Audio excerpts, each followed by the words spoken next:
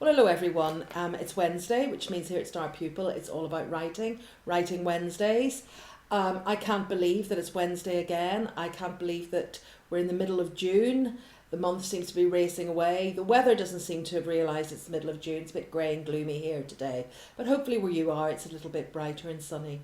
So what we're going to look at today are nonsense poems. I did mention that in the Star Pupil quiz last Friday, if you looked at that. And I've got several poems I'm going to share with you. I'm going to share extracts from some of them, because some of them are quite long. But any of the poems that I don't share the full whole length of the poem with you, I'll put that up on the Star Pupil site, or I'll put a link to where you can read or hear the poem in its entirety. And some of the poets we're going to look at, some of the most well-known poets for nonsense poems, Spike Milligan, Edward Lear, Charles Causley, Lewis Carroll, probably some of the most well-known. And before we sort of look at some poems, I guess what do we mean by a nonsense poem? Well, basically, it's just a poem, made up words, made up characters, somebody's doing very silly things, doing unexpected things. So it's easy to say that there's just, that they're just a lot of nonsense words, but an awful lot of thought. To craft a nonsense poem actually does take a lot of thought and precision. You really have to think about every word. But as I say, we'll look at some examples, and then I'll talk to you about what your writing task is for today. So I guess when we're thinking about nonsense poetry, the first person who really does spring to mind is Spike Milligan. And I know I've shown you this book before, A Children's Treasury of Milligan, Classic Poems and Stories, Classic Stories and Poems by Spike Milligan. And the one I'm going to share with you is The Land of the Bumblebee Boo. In the land of the Bumblebee Boo, the people are red, white and blue. They never blow noses or wear closes. What a sensible thing to do. In the land of the Bumblebee Boo, you can buy lemon pie at the zoo. They give away foxes in little pink boxes and bottles of dandelion stew. In the land of the Bumblebee Boo, you never see a gnu, but thousands of cats wearing trousers and hats made of pumpkins and pelican glue. Oh, the Bumblebee Boo, that's the place for me and you. So hurry, let's run, the train leaves at 1, for the land of the Bumblebee Boo. The wonderful Bumblebee Boo, boo, boo, the wonderful Bumblebee Boo. So again, it is just a nonsense, but very well crafted, because Spike Milligan had to think about the rhymes. He had to change some words. So if you were reading this poem, you would see that in the line, or never wear closes, he's actually written closes, C-L-O-S-E-S. So he's used what's called poetic license, which poets are allowed to do. They're allowed to change and mess around with the spelling of words to suit the pattern and the rhythm of their poem. And I don't know about you, but I don't think I'd fancy any dandelion stew. And I don't think I've ever seen cats wearing trousers and hats. But the Bumblebee Boo certainly sounds like a fun and sort of non-judgmental place perhaps to live. So that's one example of a nonsense poem by Spike Milligan. And again, if you've got that book or you've seen that book, there's loads of examples. I guess it was another one that people quite enjoy, and young children quite enjoy, the Ning Nang Nong. So it's got all those sort of like tricky tongue twistery type patterns. So again, just one example of a nonsense poem. Now some other examples, I'm not going to read all of them. I'm going to take extracts from some of these poems, and I've taken these. I've mentioned this book before. Again, a book that you can tell by how battered it is. I've had this for years, and it is often my go-to book. What's really good about this book is it's got everything organised by sections. So if I want to find some nonsense poems, I look up the section of nonsense poems. And this one is by Charles Causley.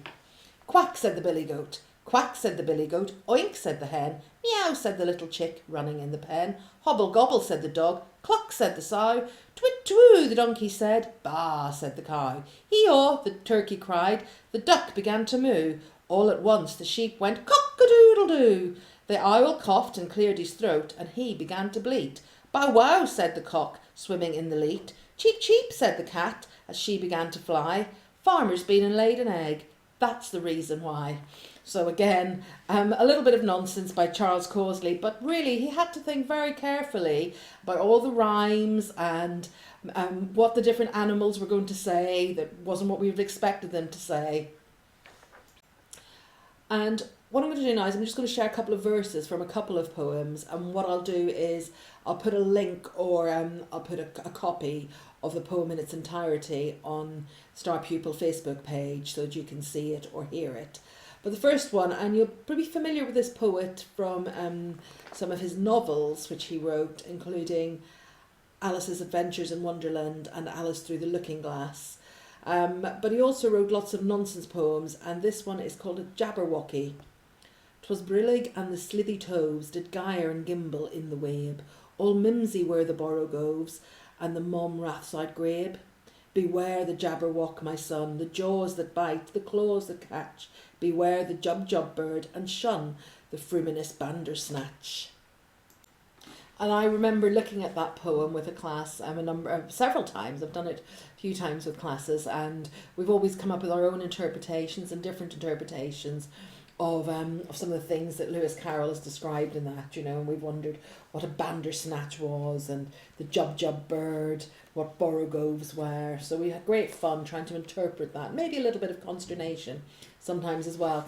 And in this book as well, there's just another poem. I'll just give you the title. So obviously we just listened to Jabberwocky, or a few verses from Jabberwocky, and this poet, Trevor Millam, has written Jabbermockery. So it's a little bit of parody of Jabberwocky.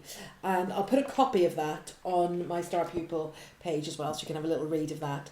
And just to finish off, I'm just going to share a couple of verses again from poems by another very well-known poet, by Edward Lear, very famous for his limericks. And again, if you want to explore Edward Lear's poetry, there's a number of different poems for you to investigate, interpret. You'll probably be familiar with something like The Owl and the Pussycat. But the two I'm going to share with you today are probably equally well known, but I think they probably just don't get as much sort of coverage nowadays, shall we say.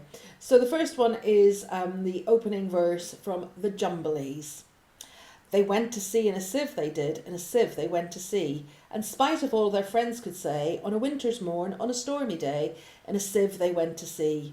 And when the sieve turned round and round, and everyone cried, you'll all be drowned, they called aloud, our sieve ain't big, but we don't care a button, we don't care a fig. In a sieve we'll go to sea.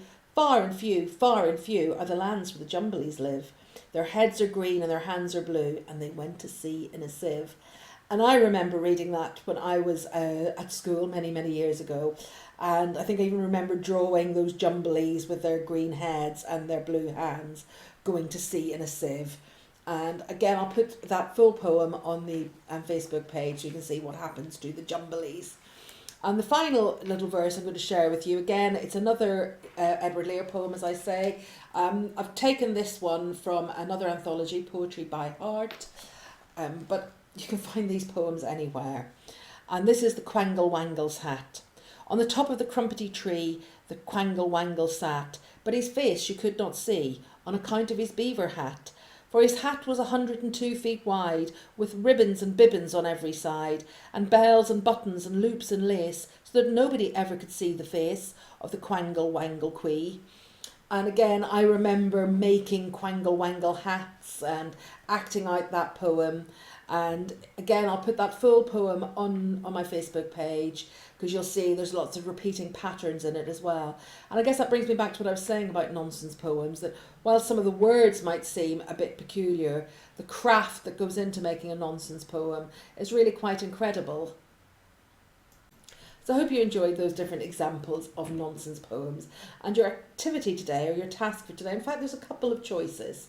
So you can just simply write your own nonsense poem. You can just pick a topic. It doesn't have to be anything. And the beauty of a nonsense poem, as we heard from some of the examples, is it doesn't have to be real. It doesn't have to be something that actually exists. It can just be totally in your imagination. And you could just, write away. So you do have to be a little bit patient, and do think about things like the rhythm and the pattern of the poem. So sometimes you have to add extra words to make sure it flows, and sometimes you have to take words out. The other thing you could do is you could just continue to explore some examples, and certainly I will put the full versions of the poems that I've shared, the extracts of, on Star Pupil Facebook page. But if you Google them, you'll also find them, and you'll find examples of other people recording them and performing them, because poetry is really written to be performed.